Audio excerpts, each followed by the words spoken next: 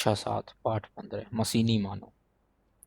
आप जानते ही हैं, प्रकृति के समस्त जीव जंतुओं में अकेला मनुष्य ही है जिसमें एक से अधिक विशेषताएं हैं। मनुष्य अपनी इच्छा अनुसार अपना विकास कर सकता है, जबकि अन्य सभी प्राणियों के विकास का एक निश्चित मार्ग प्रकृति ने पहले से ही निर्धारित किया हुआ है।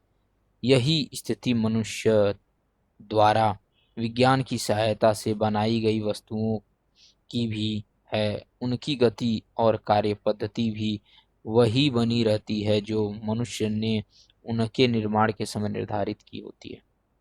पाठ पर इस मनुष्य ने अपने श्रम का भार कम करने के लिए विज्ञान की सहायता से मशीनी मानव निर्मित किए हैं।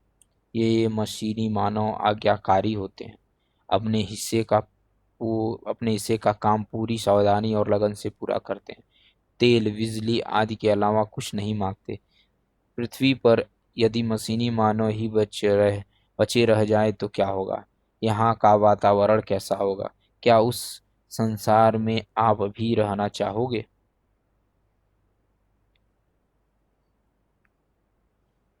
यह मोहन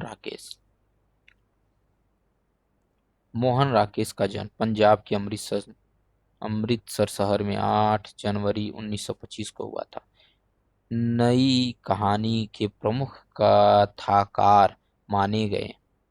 कई वर्षों तक अध्यापन कार्य किया। कथा पत्रिका सारिका के संपादक रहे। नाट्य लेखक के लिए संगीत नाटक अकादमी से पुरस्कृत हुए। इनकी प्रमुख कृतियां हैं आषाढ़ का एक दिन, लहरों के राजहंस, आधे अधूरे, अंधेरे बंद कमरे, अंतराल और मोहन राकेश की संपूर्ण कहानियां। 3 जनवरी 1972 को नई दिल्ली में इनका निधन हो गया। लोगों ने अखबारों में समाचार पढ़ा तो किसी को उस पर विश्वास नहीं आया। समाचार था कि एक देश के वैज्ञानिकों ने ऐसे मशीनी आदमी का आविष्कार कर लिया है जो आम आदमी से 100 गुना ज़्यादा सोच सकता है और 100 गुना ज़्यादा तेजी से अपनी सोच के अनुसार काम कर सकता है। इस समाचार से पैदा हुई हलचल अभी समाप्त भी नहीं हुई थी कि दूसरा समाचार आया। वह यह कि मशीनी विचारक रातों रात अपने कमरे की खिड़की तोड़कर और न जाने कैसे चौथी मंजिल से नीचे कूदकर लापता हो गया। चारों तरफ हलचल मच गई। पुलिस की गाड़ियां दौड़ाई गई। जगह जगह जगह टेलीफोन किए गए और रेडियो और टेलीविजन से घोषणाएं की गई। उसे पकड़ने के लिए एक बड़ा सा पुरस्कार भी रखा गया। पर मशीनी विचारक एक बार जो 4 मंजिले से कूदकर गायब हुआ तो फिर वह किसी के हाथ नहीं आया। न ही यह पता चला कि दुनिया भर की आंखों में धूल झोंककर आखिरकार वह चला कहाँ गया। किसी शहर, गांव, पहाड़, जंगल या नदी नाले में उसका पता नहीं चला। कई दिनों की दौड़ धूप के बाद लोग थक कर बैठ गए। उसके गुम होने के बारे में कई तरह के अंदाजे लगाए गए। किसी का ख्याल था कि आम आदमी से 100 गुना ज्यादा तेजी से सोचने की वजह से उसका दिमाग फट गया होगा और समुद्र या रेगिस्तान में कहीं पुर्जा पुर्जा होकर गिर गया होगा। किसी का कहना था कि उस अपने तेज दिमाग से उसने यहाँ से किसी और ग्रह नक्षत्र पर जाने का तरीका सोच लिया होगा। वह वहीं चला गया होगा जिन वैज्ञानिकों ने उसका आविष्कार किया था। वे अब सिर ढूंढ रहे थे, क्योंकि उसके बाद वैसा ही अगला आदमी बनाने के उनके आले वगैरह भी वह अपने हाथ साथ उड़ा ले गया था। 1 साल, 2 साल, 4 साल बीत गए। लोग उस बात को लगभग भूल गए। वैज्ञानिकों ने उसके बाद फिर वैसा आदमी बनाने की कोशिश नहीं की। उन्हें डर था कि पहले आदमी ने ही जब ऐसी करतब दिखाया है तो दूसरा जाने क्या गजब ढाएगा। उसके बाद शायद कभी उसकी बात भी न होती अगर बीच समुद्र के एक टापू में एक माहीगीर की उससे मुलाकात न हो जाती। वह माहीगीर समुद्र में मछली पकड़ने निकला था, पर इससे पहले कि एक भी मछली पकड़ पाता, उसकी नाव तूफान में फंसकर उसे उस टापू की तरफ ले गई। टापू के किनारे पहुंचकर वह नाव को वहां बांधने लगा। अपने आसपास देखकर उसे बहुत हैरानी हुई। कितने ही लोग वहां पेड़ चीर रहे थे, जमीन खोदकर कच्चा लोहा निकाल रहे थे या रुई ढूंढ रहे थे। कुछ ऐसे भी थे जो चीरी हुई लकड़ियों को आग लगाकर कोयला बना रहे थे, पर वे सब के सब आम आदमियों से बिल्कुल अलग तरह के थे।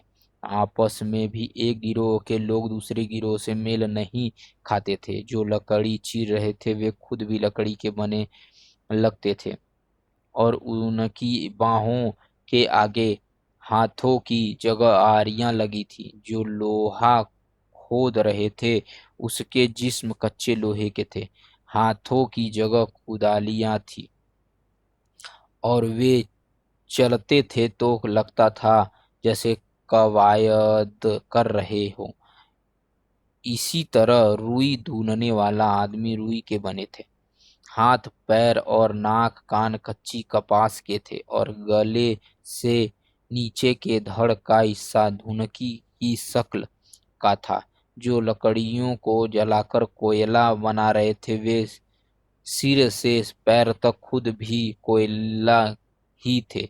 हाथ पैरों से उनके लपटें निकलती थी और आंखें जलते अंगारों की सी थी।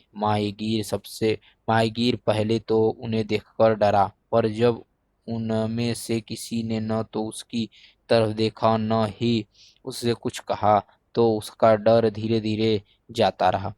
उसे भूख लगी थी, इसलिए वह नाव को किनारे पर छोड़कर टापू में इधर उधर घूमने लगा।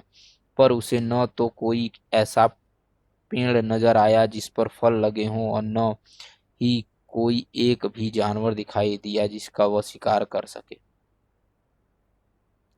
इससे संबंधित कुछ प्रश्न। जब भूख के मारे उसका बुरा हाल होने लगा तो उसने सोचा कि बेहतर यही है कि अपनी नाव लेकर फिर से समुद्र में चला जाए और वहीं कोई मछली वगैरह पकड़ने की कोशिश करे। उस टापू पर भूखों मरने से अच्छा है कि तूफान से जूझकर भी किसी तरह अपना पेट तो भर लें। जब वह किनारे की तरफ लौटने लगा तब अचानक उसकी मुलाकात मशीनी विचारक से हो गई। विचारक उस समय बहुत सी घास और मिट्टी हाथ में लिए उसने एक पुतला गढ़ रहा था। माहीगीर को लौटते देखा तो वह हंसता हुआ उसके सामने आ गया। तुम मुझे पहचानते हो? उसने माहीगीर से पूछा। माहीगीर ने अखबारों में उसकी तस्वीरें देखी थी, फिर भी यह तुरंत उसे नहीं पहचान सका। कुछ देर हक्का बक्का सा उसकी तरह देखता रहा, फिर बोला, तुम वही हो जिसके लिए 4 साल से तुम्हारे लोग परेशान हैं। विचारक ने उसकी बात पूरी कर दी।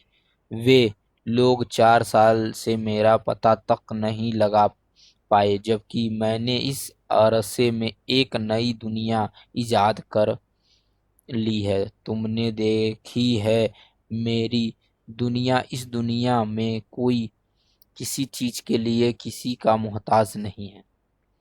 हर आदमी अपनी जगह में पूरा है, सब दूसरों से अलग, अकेले और आजाद। यहाँ न किसी को तुम लोगों की तरह भूख लगती और न काम करके पसीना आता है, न किसी को नींद सताती और न समुद्र और तूफान से डर लगता है। हर आदमी हर वक्त काम करता रहता है और अपनी तरह काम करने वाले नए नए आदमी तैयार करता रहता है। माहीगीर उसकी बात से बहुत प्रभावित हुआ, पर और कुछ भी कहने से पहले उसने पूछ लिया, यहाँ कुछ खाने का को मिल सकता है? विचारक इस पर और भी हंसा, बोला, यह दुनिया तुम्हारी दुनिया की तरह भूख और ठंड से सताए जाने वाले लोगों को की नहीं है, जो खाने और कपड़ों के बिना जी ही न सके। खाना पीना, ठिठुरना, सांस लेना, ये सब पुरानी बातें हैं जिन्हें यहाँ कोई नहीं जानता। उसने माहीगीर की बाह थाम ली और पल भर में ही वे वहां से काफी दूर तक खुले मैदान में पहुंच गए। वहां आकर माहीगीर की आंखें फटी सी फटी रह गई। उसने देखा कि मैदान में चारों तरफ लोहे, लकड़ी और रुई कोयले के आदमी ढेर पड़े हैं। उनकी तरह इशारा करते हुए विचारक ने कहा,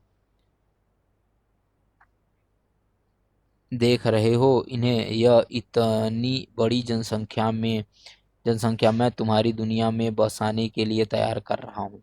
8-10 साल में मेरे पास इतने आदमी तैयार हो जाएंगे कि तुम्हारी पूरी दुनिया के काम काज संभाल लेंगे। उसके बाद रोटी पानी और सांस के सहारे जीने वाले की दुनिया में कोई जरूरत ही नहीं रह जाएगी। माहीगीर का पहले ही भूख के मारे बुरा हाल था। इस बात को सुनकर और आसपास के ढेरों को देखकर उसका दम और भी खुश्क हो गया। उसने किसी तरह पूछा, इन लकड़ी कोयलों के आदमियों को दुनिया में बसाकर तुम क्या करोगे?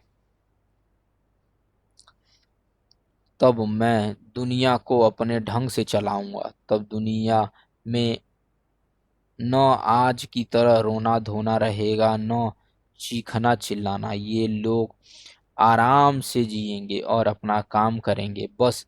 माहीगीर ने उस दुनिया की कल्पना की तो उसके शरीर में सिहरन दौड़ गई। उसे अपने बच्चों का ध्यान हो आया। खुश्क गले से उसने पूछ लिया, तब हमारे बच्चे क्या करेंगे? विचारक बोला, तुम्हारे बच्चे उन्हें काम करते देखेंगे तो खुश होंगे। माहीगीर के मन में अचानक एक बात आई जिसे सोचकर उसका चेहरा खिल गया। उसने पूछा, तुम्हारे इन आदमियों के तो बच्चे नहीं होंगे? नहीं, विचारक ने सिर हिलाया। इन्हें बच्चों अच्छों की जरूरत ही नहीं पड़ेगी। दुलार प्यार जैसी चीजों के लिए इन न इनके पास वक्त होगा, न ही उनसे इनका कोई वास्ता रहेगा। ये बस जिएंगे और काम करेंगे और जिएंगे। माहीगीर को इस बात से इतनी खुशी हुई कि वह ठहाका लगाकर हंस दिया। हंसता हुआ किनारे की तरफ भाग खड़ा हुआ। उसने भागते हुए कहा, तुम्हारी दुनिया नहीं चलेगी। जिस दुनिया में बच्चे नहीं होंगे, दुलार प्यार नहीं होगा, वह दुनिया कभी नहीं चलेगी, एक दिन भी नहीं चलेगी। उसे डर था कि विचारक उसका पीछा करेगा, पर एक बार उसने घूमकर पीछे देखा तो विचारक ठगा सा अपनी जगह पर खड़ा था। माहीगीर ने किनारे पर आकर जल्दी से अपनी नाव खोली और उसे तूफानी पानी में तूफानी पानी में खेना शुरू कर दिया। जब वह काफी आगे निकल आया तो अचानक तेज आग की लपटों ने उसे चौंका दिया। उसने देखा कि पीछे सारा टापू धू धू कर के जल रहा है। लोहे, लकड़ी और रुई के आदमी जलकर राख हुए जा रहे हैं और जो आदमी दोनों हाथों में जलती टहनियां लिए पागलों की तरह टापू में चारों तरफ आग लगा रहा था, वह खुद विचारक ही था। इससे संबंधित कुछ प्रश्न, यह शब्दार्थ कमेंट्स बॉक्स में कमेंट डाल सकते हैं। धन्यवाद।